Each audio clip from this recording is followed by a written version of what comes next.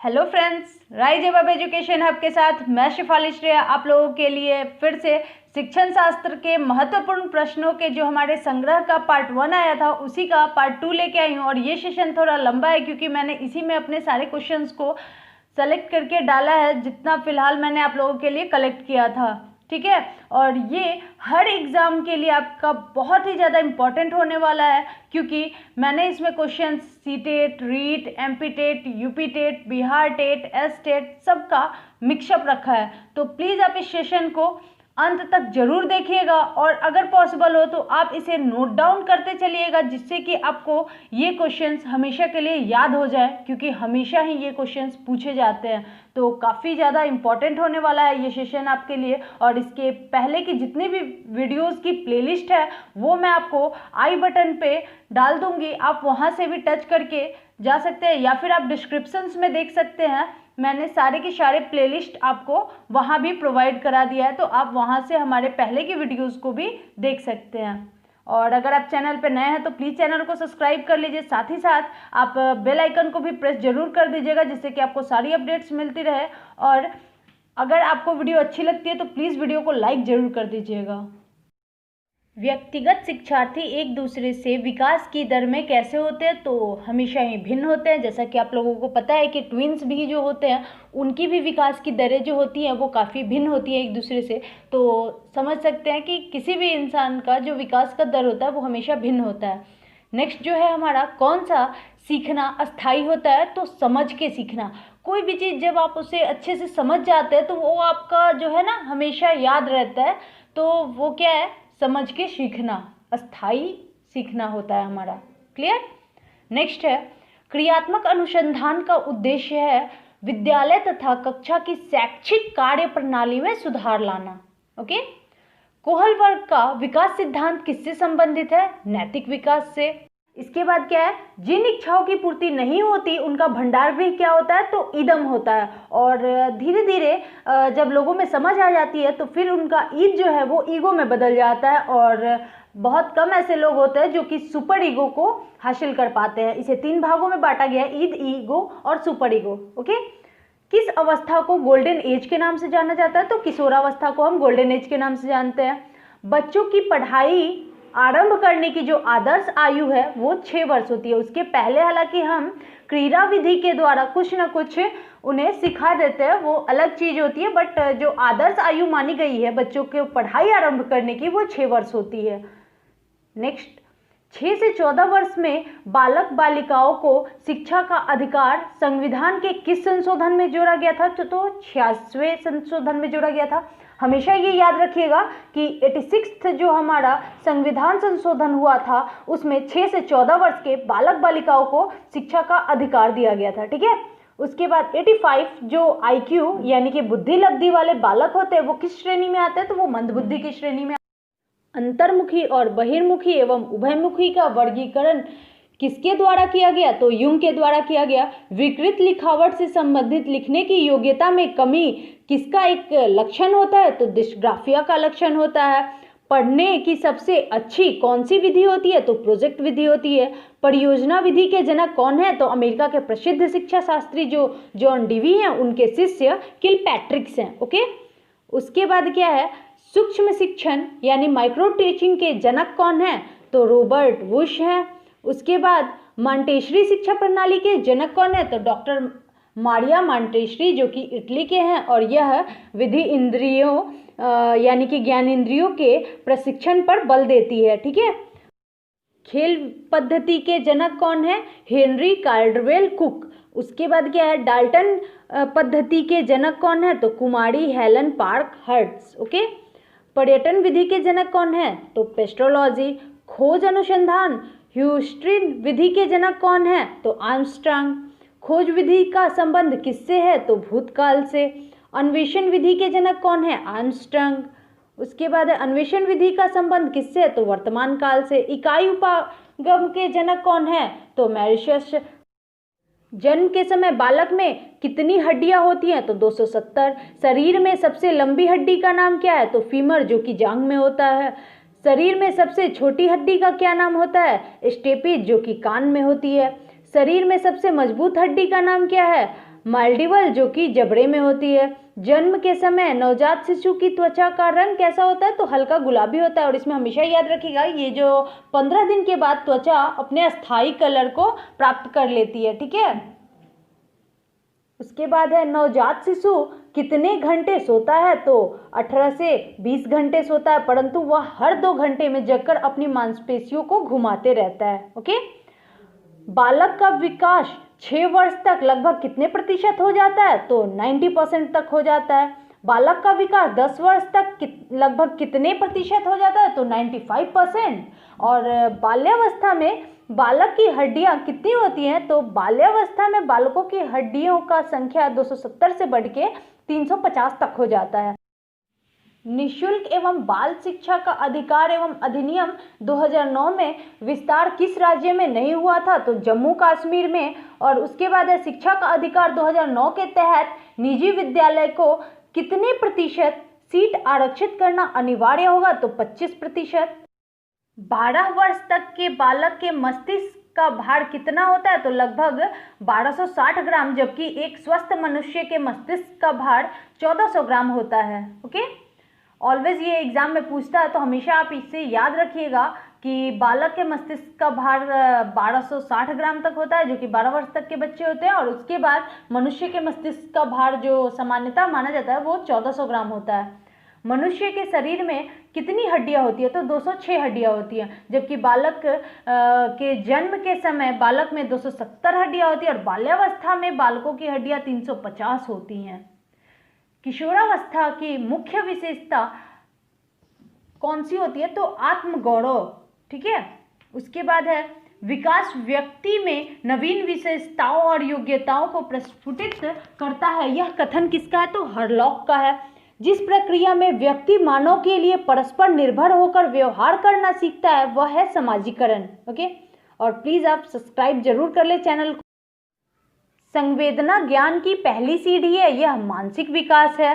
किशोरावस्था बड़े संघर्ष, तूफान और विरोध की अवस्था है। यह कथन स्टेनल हॉल का है। उसके बाद पियाजे जो है हमारे जीन पियाजे के अनुसार संज्ञानात्मक विकास की कितनी अवस्थाएं हैं? तो 4 अवस्थाएं हैं। कौन से आयु समूह के लिए एरिक्सन ने विकास की 8 अवस्थाएं प्रस्तावित की हैं? तो जन्म से मृत्यु तक के लिए। एरिक्सन के अनुसार कौन सी अवस्थाएं बालक अधिक पहल करता है लेकिन बहुत सशक्त भी हो सकता है, जो दोष भावनाओं की ओर ले जाता है? तो 3 से 6 वर्ष तक की, और जिसका नाम है पहल बनाम दोष अवस्था, ठीक है। कौन सी संज्ञानात्मक प्रक्रिया है? तो चिंतन। उसके बाद है मानसिक विकास को प्रभावित करने वाला कारक नहीं है, तो धार्मिक वातावरण हमारा मानसिक विकास को प्रभावित नहीं करता है।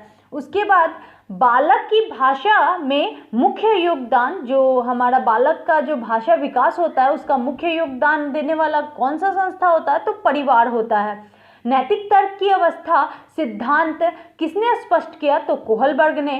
कोहलबर्ग के सिद्धांत के अनुसार कौन सी अवस्था पर एक व्यक्ति का निर्णय दूसरे के अनुमोदन, पारिवारिक आकांक्षाओं, पारस्परिक मूल्यों एवं समाज के नियमों पर आधारित होता है? तो पारंपरिक। ओके। उसके बाद है वंशानुक्रम से संबंधित प्रयोग चूहों पर किसने किया था? तो मेंडल ने किया था। कौन सा ऊर्जावान मित्रवत बालक का लक्षण नहीं है? तो आसानी से चिढ़ने वाले बालक। ओके। किशोरावस्था प्रारंभ होती है 12 वर्ष की आयु से और एक बच्चा सदैव दूसरे के प्रति सहानुभूति दिखाता है। यह आदत है भावना संबंधी आदत। उसके बाद है पूर्णतः प्रकार्यशील व्यक्ति का संप्रत्यय किसने दिया था? तो कार्ल रोजर्स ने दिया था। चिंतन तथा तर्क का उद्देश्य क्या है? समस्या का समाधान करना। कौन सा सिद्धांत छात्रों के व्यवहार को वांछित स्वरूप दिया तथा दिशा प्रदान करने में शिक्षकों की सहायता करता है? तो प्रयास एवं त्रुटि का सिद्धांत। उसके बाद हमारा जो नेक्स्ट क्वेश्चन है वो है अधिगम के किस सिद्धांत के आधार पर बालक में भय, प्रेम और घृणा का भाव आसानी से उत्पन्न किया जा सकता है? तो शास्त्रीय अनुबंध सिद्धांत के थ्रू। ओके। नेक्स्ट है सीखने की असफलताओं के कारण समझने की असफलताएं हैं। यह कथन किसका है? तो मार्शल का है। इसके बाद है शिक्षण अधिगम के अंतर्गत शिक्षक का प्रमुख कार्य है बालक को सीखने के लिए प्रेरित करना। अंतर्दृष्टि अर्थात सूझ के द्वारा, जो हमारा सूझबूझ का सिद्धांत होता है, तो उसके द्वारा सीखने का सिद्धांत गेस्टाल्टवादी मनोविज्ञान की देन है। यह सिद्धांत किसके लिए सर्वाधिक उपयोगी होता है? तो तीव्र बुद्धि के बालकों के लिए। और फ्रेंड्स, अगर आप चैनल पर नए हैं तो प्लीज़ चैनल को सब्सक्राइब जरूर कर लीजिएगा, बेल आइकन को भी प्रेस कर दीजिएगा, जिससे कि आपको सारी वीडियोस के अपडेट्स मिलती रहे और आपको नोटिफिकेशन भी मिल जाए। अधिगम का कौन सा सिद्धांत पाठ्यक्रम के विभिन्न अंगों के एकीकरण पर जोर देता है? तो गेस्टाल्ट सिद्धांत। ओके, नेक्स्ट है बच्चों में सीखने की प्रक्रिया कहाँ शुरू होती है? तो परिवार से। किसी बालक में तर्क तथा समस्या समाधान की शक्ति का विकास कब होता है? तो 12वें वर्ष में होता है। किसी बालक की समस्याओं के विषय में पता लगाने के लिए कौन सी उपयोगी मनोवैज्ञानिक विधि है? तो परीक्षण विधि है।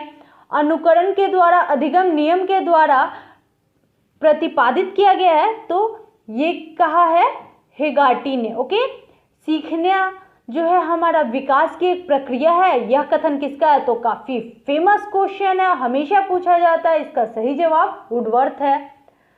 और अगर आपको वीडियो अच्छी लगे तो प्लीज वीडियो को लाइक जरूर कर दे।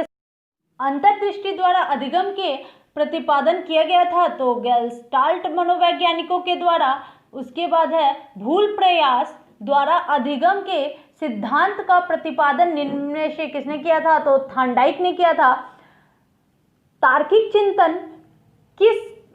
किसका एक आवश्यक अंग है? तो समस्या समाधान का है। उसके बाद समस्या समाधान की अंतर्दृष्टि विधि के संबंध में किसके द्वारा वन मानुषों पर किया गया था प्रयोग उल्लेखनीय है? तो कोहलर ने ही किया था।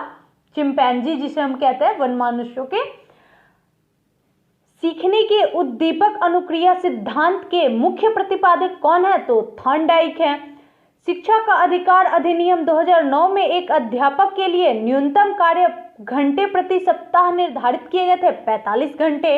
बहुत ही अच्छा कॉन्सेप्ट आप लोगों के लिए लाया गया है, तो प्लीज़ आप लोग इसे अंत तक जरूर देखिएगा और अगर पॉसिबल हो तो आप नोट डाउन भी कर ले, ताकि आपको अच्छे से ये क्वेश्चंस याद हो जाए। और हमेशा इनसे क्वेश्चंस बहुत सारे हर एग्ज़ाम में पूछे जाते हैं, चाहे वो आप सीटेट का एग्ज़ाम दे रहे हो या फिर यूपी टेट दे रहे हो या फिर किसी भी स्टेट का आप बीटेट दे, एस्टेट दे, हमेशा इनमें से क्वेश्चंस रहने ही रहने हैं, चाहे आप रीट की तैयारी कर रहे हो या फिर MP TET, doesn't matter. Okay, क्योंकि ये सारे क्वेश्चंस सारे एग्जाम्स के निचोड़ से बनाया गया है आप लोगों के लिए।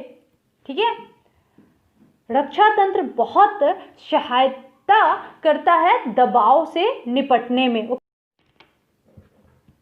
मंद अधिगम करता जिनकी शैक्षिक उपलब्धि सामान्य योग्यता से कम रह जाती है, वे बालक कहे जाते हैं पिछड़े बालक। उसके बाद है शारीरिक रूप से अक्षम बच्चों को सामान्यता होता है डिस्ग्राफिया। एक शिक्षक विषय वस्तु के साथ अपने बालक के संदर्भ में करता है अंतःक्रिया। Okay, interaction. उसके बाद क्या है, आधुनिक विचारधारा के अनुसार सीखने की सर्वश्रेष्ठ विधि है मिश्रित विधि। उसके बाद है सीखने की प्रभावशाली जो हमारी विधि है वो क्या होती है? तो व्याख्यान एवं वाद विवाद विधि। ओके, बाल केंद्रित शिक्षा का प्रमुख आधार है बालक का केंद्र मानना। उसके बाद बालक केंद्रित यानी कि बाल केंद्रित शिक्षा में किसकी भूमिका गौण होती है? तो शिक्षक की। बाल केंद्रित शिक्षा का उद्देश्य होता है बालक की रुचि का ध्यान, अंतर्निहित प्रतिभाओं का विकास, गतिविधियों का विकास। बाल केंद्रित शिक्षा में शिक्षा प्रदान की जाती है कविताओं एवं कहानियों के रूप में। बाल केंद्रित शिक्षा में प्रमुख स्थान दिया जाता है गतिविधियों एवं प्रयोगों को। बाल केंद्रित शिक्षा में प्रमुख भूमिका होती है बालकों की। प्रगतिशील शिक्षा का आधार होता है वैज्ञानिकता तथा तकनीकी का। उसके बाद क्या है, बाल्यावस्था के दो भाग कौन कौन से होते हैं? तो पूर्व बाल्यावस्था और उत्तर बाल्यावस्था। ठीक है, pre childhood and post childhood. उसके बाद है 7 वर्ष की आयु में पहुंचते पहुंचते एक सामान्य बालक का शब्द भंडार हो जाता है लगभग 6000 शब्द। संकल्प शक्ति के कितने अंग है? तो 3 अंग है। व्यक्तिगत भेद को ज्ञात करने की विधियां है बुद्धि परीक्षण, व्यक्तिगत इतिहास विधि, रुचि परीक्षण। ओके, उसके बाद है बालक के समाजीकरण का प्राथमिक घटक है क्रीड़ा स्थल, बालक के चारित्रिक विकास का स्तर है मूल प्रवृत्त्यात्मक पुरस्कार एवं दंड सामाजिकता। ओके, नेक्स्ट है बालक की शक्ति का वह अंश जो किसी काम में नहीं आता वह खेल के माध्यम से बाहर निकाला जाता है। यह तथ्य कौन सा सिद्धांत है? तो अतिरिक्त शक्ति का सिद्धांत। नेक्स्ट है भाषा विकास के विभिन्न अंग कौन से हैं? तो अक्षर ज्ञान, सुनकर भाषा समझना, ध्वनि पैदा करके भाषा बोलना, बाल विकास। शिक्षा शास्त्री का जो नोट्स है वो हम आप लोगों को प्रोवाइड करा रहे हैं, तो प्लीज़ आप लोग चैनल को सब्सक्राइब जरूर कर लीजिए। इसके बाद है स्टर्न के अनुसार खेल क्या है? तो खेल एक ऐच्छिक आत्मनियंत्रण क्रिया है, संवेगात्मक स्थिरता का लक्षण है भीरू। उसके बाद है अभिप्रेरणा का महत्व है रुचि के विकास में, चरित्र निर्माण, ध्यान केंद्रित करने में। उसके बाद है उत्तर बाल्यकाल जो होता है हमारा वो कब से कब तक होता है? तो 6 से 12 वर्ष तक होता है। भाषा विकास के क्रम में अंतिक्रम यानी कि सोपान है भाषा विकास का पूर्णावस्था। नेक्स्ट है शिक्षा का कार्य है अर्जित रुचियों को स्वाभाविक बनाना। बालक के सामाजिक विकास में सबसे महत्वपूर्ण कारक कौन सा है? तो वातावरण। बालक का शारीरिक, मानसिक, सामाजिक और संवेगात्मक विकास किस अवस्था में पूर्ण प्राप्त होता है? तो किशोरावस्था में। चरित्र को निश्चित करने वाला महत्वपूर्ण कारक है मनोरंजन संबंधी कारक। जिस आयु में बालक की मानसिक योग्यता का लगभग पूर्ण विकास हो जाता है वह है 14 वर्ष।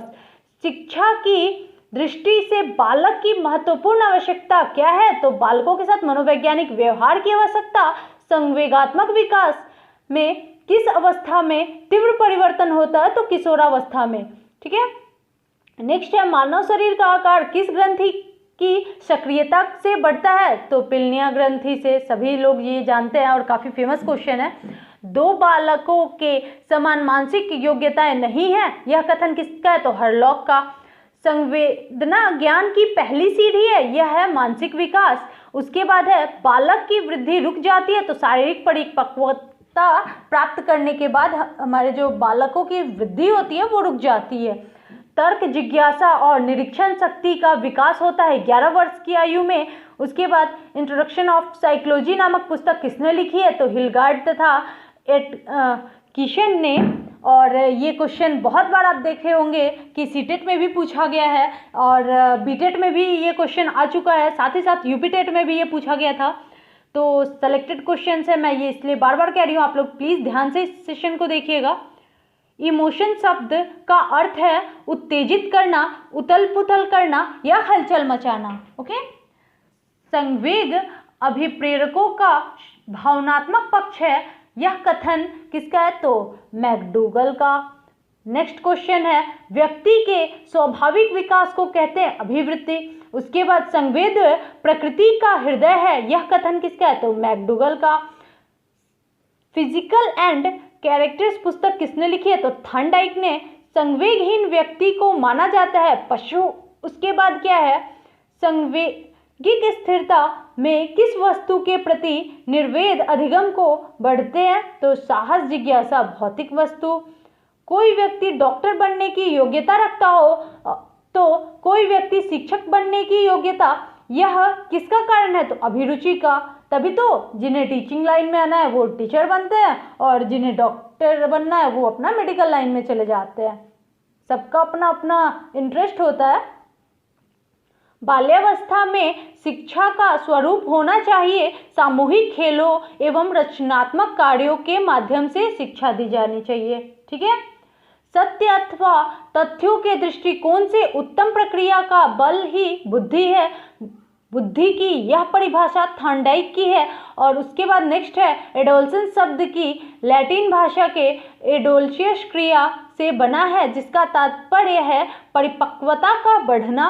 किशोरावस्था का समय जो होता है वो 12 से 18 वर्ष तक की मानव की वृद्धि एवं विकास की प्रक्रिया निम्न में से किस सिद्धांत पर आधारित है? तो विकास की देशिका सिद्धांत, परस्पर सिद्धांत का सिद्धांत और व्यक्तिगत भिन्नताओं का सिद्धांत। ओके, पर्यावरण का निर्माण हुआ परिजोड़ आवरण से। उसके बाद बोरिंग के अनुसार जीन के अतिरिक्त व्यक्ति को प्रभावित करने वाली जो वस्तु होती है वो हमारा वातावरण होता है। एक तो हमारे जीन्स होते हैं और दूसरा हमारा वातावरण होता है, ये बोरिंग का कहना है। ओके, वुडवर्थ के अनुसार वातावरण का संबंध क्या है? तो बाह्य तत्वों से है। नेक्स्ट है बालकों की वंशानुक्रम से प्राप्त होती है, तो वांछनीय एवं अवांछनीय आदतें। किशोर की शिक्षा में किस बात पर विशेष ध्यान आकर्षण की आवश्यकता होती है? तो यौन शिक्षा पर, पूर्ण व्यावसायिक शिक्षा पर, पर्याप्त मानसिक विकास पर। किशोरावस्था की विशेषताओं को सर्वोत्तम रूप से व्यक्त करने वाला एक शब्द है परिवर्तन। उसके बाद है किशोरावस्था के विकास की जो परिभाषा करने के लिए बिग एवं हर्ट ने किस शब्द को महत्वपूर्ण माना है? तो परिवर्तन को। किशोरावस्था में बालकों की सामाजिकता के विकास के संदर्भ में कौन सा कथन असत्य है? तो वे परिवार के कठोर नियंत्रण में रहना पसंद करते हैं। ये बिल्कुल भी नहीं होता है, वो चाहते हैं कि उन पे कोई भी बाउंडेशंस ना लगाई जाए। इसके बाद क्या है, निम्न में कौन सा कारक किशोरावस्था में बालक के विकास को प्रभावित करता है? तो खान पान, वंशानुक्रम, नियमित दिनचर्या, ये सभी कारक प्रभावित करते हैं। ठीक है, किशोरावस्था प्राप्त हो जाने पर निम्न में से कौन सा गुण बालक में नहीं आता है? तो अधिक समायोजन का। दिवा स्वप्न किस संगठन तंत्र में विकसित रूप से प्राप्त करता है? तो पलायन।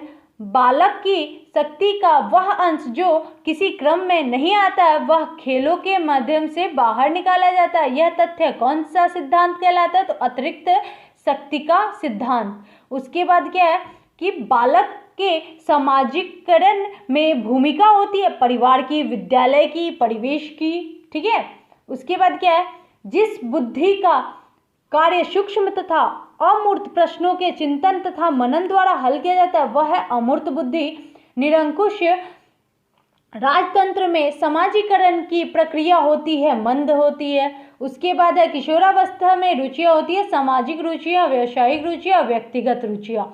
नेक्स्ट है जिस विधि के द्वारा बालक को आत्मनिर्देशन के माध्यम से बुरी आदतों को छुड़वाने का प्रयास किया जाता है वह विधि है आत्मनिर्देशन विधि।